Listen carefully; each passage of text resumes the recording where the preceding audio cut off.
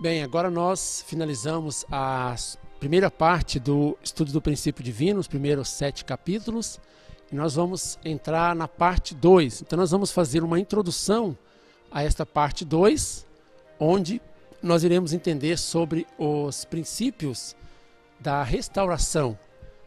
Em outras palavras, significam aquelas leis que Deus estabeleceu depois da queda, isso baseado no princípio da criação, é claro, e vendo a situação do ser humano decaído, para que o homem possa voltar até o seu estado original.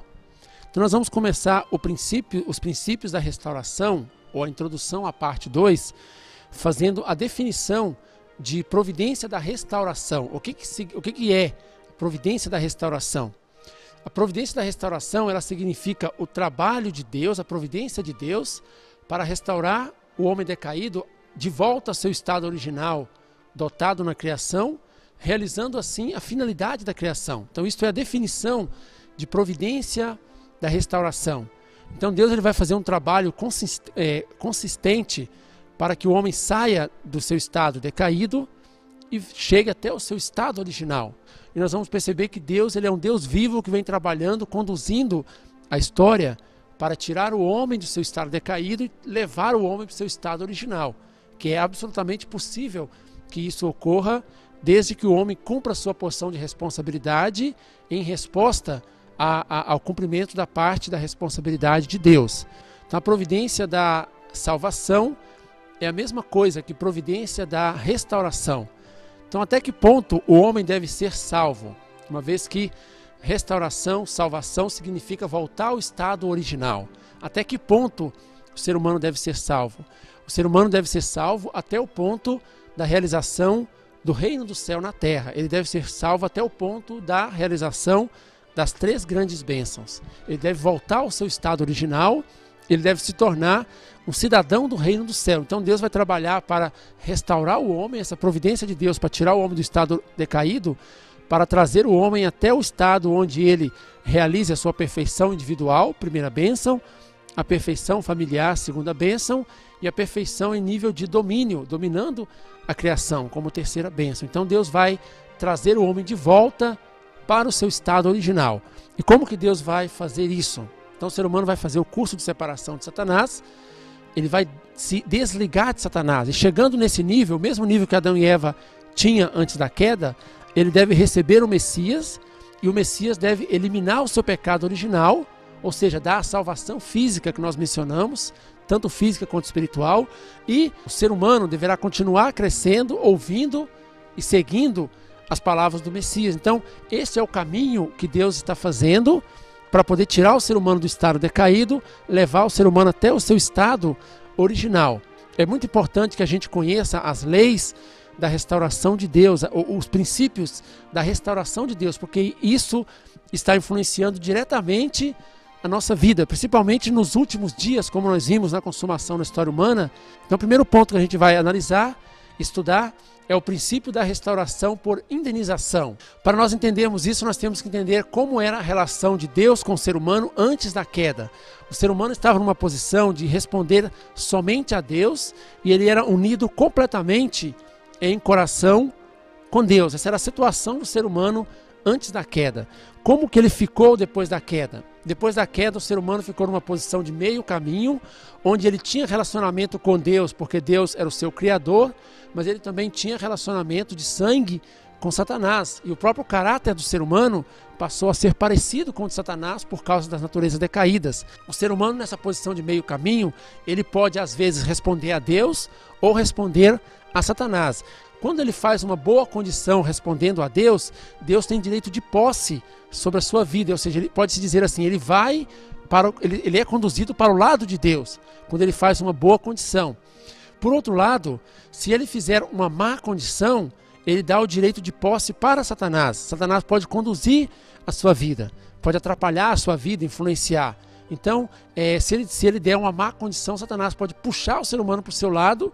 Se ele der uma boa condição, Deus pode puxar o ser humano para o seu lado. Então, Deus e Satanás, eles não podem simplesmente levar o ser humano, ou por exemplo, Deus levar o ser humano diretamente para o céu, ou Satanás simplesmente pegar o homem e levá-lo para o inferno. Eles dependem da ação do homem, do ser humano, do que o ser humano está fazendo, as suas ações na sua vida diária, para decidir se Satanás vai tratar com ele ou se Deus vai tratar com ele. Então essa é a situação do ser humano decaído.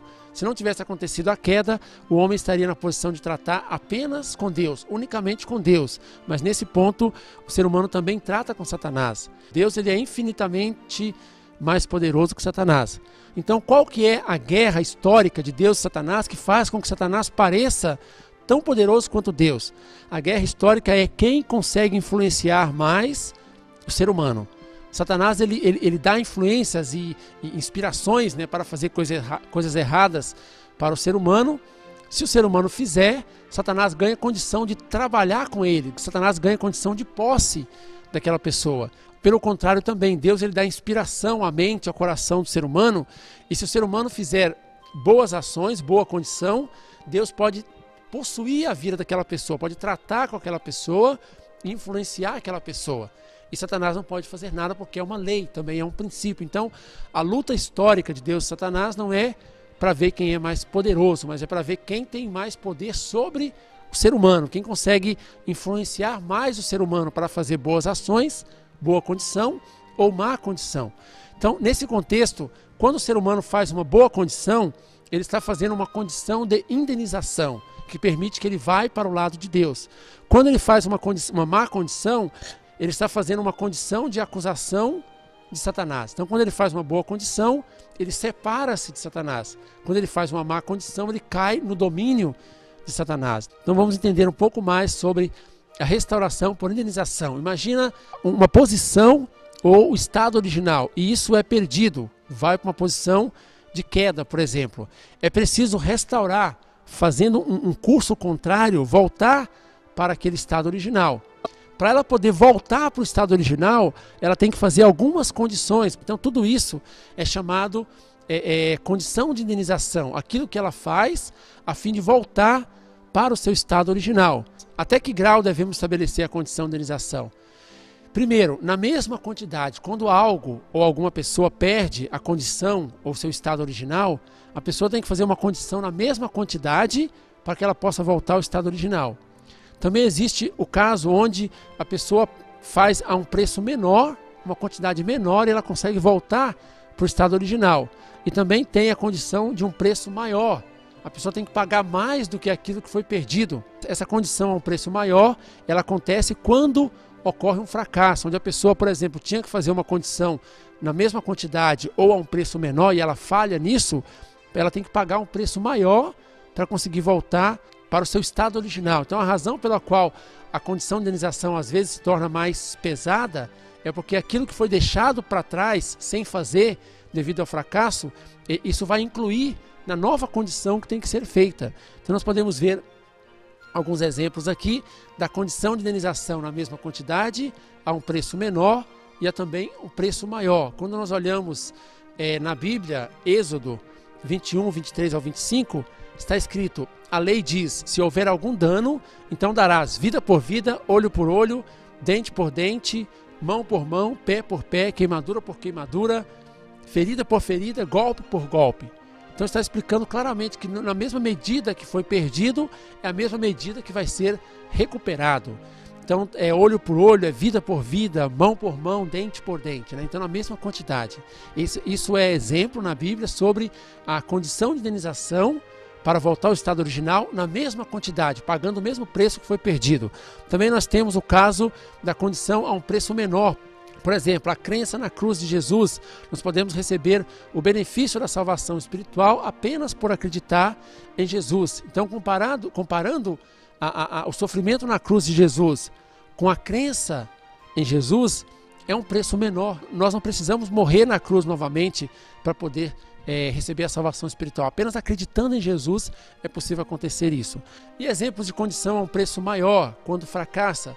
Quando Abraão falhou em fazer a oferta simbólica, cortando aqueles animais, como nós vamos estar estudando durante a história das famílias da Bíblia, ele teve que ofertar Isaac. Então, entre ofertar um animal, entre cortar um casal de pombinhos que Deus pediu para ele e cortar o seu filho, é muito mais pesado, é maior cortar o seu filho. Mas por que ele teve que pagar um preço maior? porque ele tinha falhado na condição menor, que era somente cortar os casais de animais. Também quando o povo falhou na espionagem de 40 dias para entrar nas terras de Canaã, como nós vamos estar estudando depois na família de Moisés, eles tiveram que passar 40 anos vagando no deserto. Então sempre que tem uma falha, tem que pagar um preço maior. Esse é um princípio importante dentro da providência da restauração de Deus, e a gente vai entender que na Bíblia constantemente Deus está utilizando esses 3 meios de pagamento de condição de indenização. Mesma quantidade, menor, e também a um preço maior. Então, quando nós falamos condição de indenização, nós devemos entender como que é estabelecida a condição de indenização. Quando perde o estado original, como que é possível restaurar esse estado original? E nós vamos entender por essa passagem na Bíblia de Romanos 5,19 que isso é possível através do curso inverso. Curso inverso significa fazer o caminho contrário. Está escrito em Romanos 5,19, porque como pela desobediência de um só homem, muitos foram feitos pecadores. Assim, pela obediência de um, muitos serão feitos justos. Então alguém desobedeceu, alguém tem que obedecer. É fazer exatamente o contrário, o curso inverso.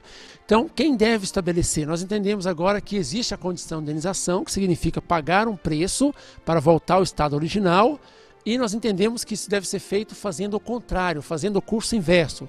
Então, tem mais um ponto importante, seria quem é que deve fazer essa condição de indenização? Quem está na posição de estabelecer a condição de indenização?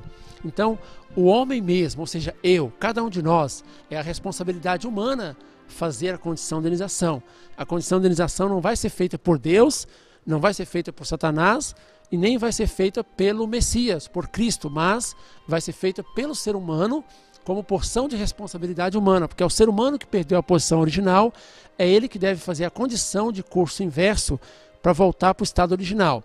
Os homens decaídos, para poder receber o Messias e poder eliminar o pecado original, eles precisam receber o Messias. Ele não pode simplesmente eliminar o pecado original por si mesmo. Então, qual espécie de condição de indenização deve ser estabelecida para que os homens decaídos possam fazer o fundamento para receber o Messias?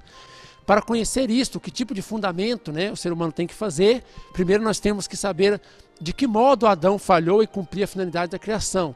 É muito importante guardar essas duas palavras a partir de agora, que é fundamento de fé e fundamento de substância, porque durante toda a parte 2 do princípio divino, os próximos 5, 6, 7 capítulos que a gente vai estudar, a gente vai estar falando de fundamento de fé e fundamento de substância. Então é muito importante entender agora o que significa para poder compreender, principalmente quando nós estudarmos, por exemplo, sobre a história dos personagens da Bíblia, Noé, Abraão, Isaac, Jacó, nós vamos entender centralizado no fundamento de fé e substância. Então nós vamos entender primeiro o fundamento de fé e substância original. A família de Adão deveria observar o mandamento de Deus, no caso Adão e Eva, e passar o período de crescimento sem cair. Ou seja, observando a palavra de Deus, tendo fé na palavra de Deus. Se Adão tivesse feito isso, ele teria estabelecido o fundamento de fé. Depois que estabelecer o fundamento de fé, ele deve estabelecer o fundamento de substância. O que seria o fundamento de substância? Adão deveria viver em união com Deus, no caso estamos falando de Adão e Eva, em união com Deus, sentindo o coração de Deus e tornarem-se o templo de Deus. E eles deveriam atingir a natureza original da criação, ou seja, o seu caráter iria se tornar igual ao caráter de Deus. Isso é o que Deus planejou originalmente. Se Adão e Eva tivessem feito isso, o fundamento de fé, depois o fundamento de substância, que é encarnar toda a perfeição de Deus em si, o mundo ideal teria sido estabelecido através do fundamento de fé e substância. Mas aconteceu a queda do homem e Adão não conseguiu passar, observar o mandamento de Deus e não passou o período de tempos de crescimento sem cair. Não passou pelo período de crescimento sem cair. Então Adão, pelo contrário, ele desobedeceu o mandamento de Deus. Adão, ele falhou em cumprir o mandamento de Deus. E o período de crescimento foi invadido por Satanás e o fundamento de fé foi perdido, ou seja, Adão não conseguiu realizar o fundamento de fé que Deus tinha pedido para ele realizar. Naturalmente, não foi possível também estabelecer o fundamento de substância. E ao contrário de adquirir a natureza original da criação, o ser humano herdou a natureza decaída, aquele caráter parecido com o caráter de Satanás e não com o de Deus. Então, para poder recuperar, restaurar o fundamento de fé, é preciso ter 3 pontos. A pessoa que está representando Adão ou representando a família de Adão está na posição de figura central, é o centro, a pessoa que Deus chama para poder conduzir o seu trabalho, a sua providência naquele momento. Essa pessoa deve fazer uma oferta para Deus. Essa oferta ela é chamada de objeto condicional. Quando nós estudarmos sobre a família de Adão, a gente vai estar entendendo por que o ser humano tem que fazer esse objeto condicional para Deus, essa oferta para Deus. E deve ter um período matemático de indenização. Então, se o ser humano fizer isso, ele vai estar estabelecendo corretamente o fundamento de fé. Então, depois de estabelecer o fundamento de fé, ele deve estabelecer o fundamento de substância. E como que funciona o fundamento de substância? Deve ter uma figura central, e a figura central deve ser aquela pessoa que venceu o fundamento de fé. Essa pessoa vai estar na posição de figura central do fundamento de substância. E, juntamente com outra pessoa, deve fazer uma condição de indenização para eliminar a natureza decaída. Uma vez que o ser humano fizer o fundamento de fé e fizer o fundamento de substância, ele vai estar criando o fundamento para receber o Messias. Então, só depois disso, Deus pode mandar o Messias. Então, essa fórmula é a seguinte: o homem tem que fazer o fundamento de fé, depois fazer o fundamento de substância. Fazendo o fundamento de fé e substância, ele vai fazer o fundamento para receber o Messias. E sobre o fundamento para receber o Messias, ele vai poder receber literalmente o Messias. O Messias vai eliminar o pecado original, também vai restaurar a soberania para Deus, e o ser humano vai cumprir todo o período de crescimento junto com o Messias, unindo em coração com o Messias. E ele vai alcançar a perfeição. Ele vai se tornar uma substância aperfeiçoada. Então essa é como se fosse uma fórmula, um passo a passo para poder restaurar o ser humano a seu estado original, para estabelecer o reino do céu na terra. Muito obrigado.